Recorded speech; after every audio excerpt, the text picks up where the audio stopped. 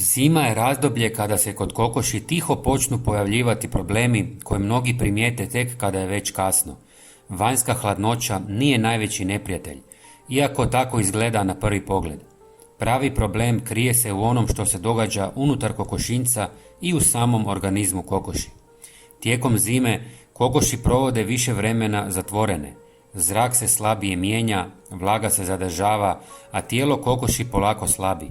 U takvim uvjetima imunitet često prvi popusti. Tada se počinju javljati sitni znakovi koje mnogi ignoriraju. Kokoši su mirnije nego inače, perje im je blago nakostriješeno, a apetit više nije isti. Upravo tu počinje problem. Zato je zimi puno važnije razmišljati o prevenciji nego o liječenju.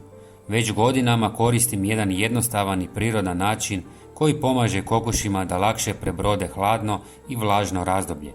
Ne radi se o nikakvom skupom preparatu, nego o nečemu što većina ljudi ima kod kuće, ali rijetko koristi pravilno. Riječ je o jabučnom octu.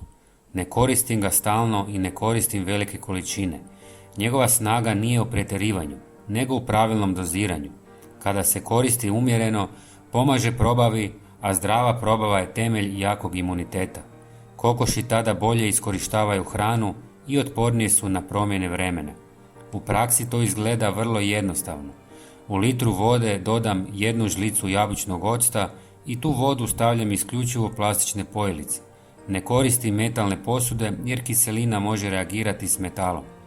Ovu vodu dajem 2 do 3 puta tjedno, nikada svaki dan. Manje je u ovom slučaju uvijek bolje.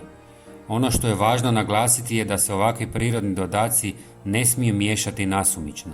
Ako jedan dan koristim jabučni ocat, drugi dan ostavljam običnu vodu. Kasnije, po potrebi, mogu ubaciti druge prirodne poticaje, ali uvijek naizmjenično. Tako se tijelo kokoši ne opterećuje i postiže se najbolji učinak.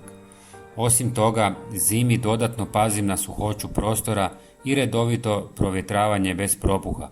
Vlažan zrak i prljava stelja brzo poništavaju sav trud oko prehrane i dodataka. Čista voda, suh pod i mirno okruženje često znače više nego bilo koji trik. Zima ne mora biti razdoblje bolesti i problema. Uz malo pažnje i pravilnu upotrebu jednostavnih prirodnih rješenja, kokoši mogu ostati aktivne, zdrave i otporne do proljeća. Ako vam je ovaj video bio koristan, slobodno stavite like. U komentarima mi napišite koristite li vi prirodne metode u brizi za kokoši. Pretplatite se ako želite još ovakvih savjeta. Vidimo se uskoro i sve najbolje. Pozdrav!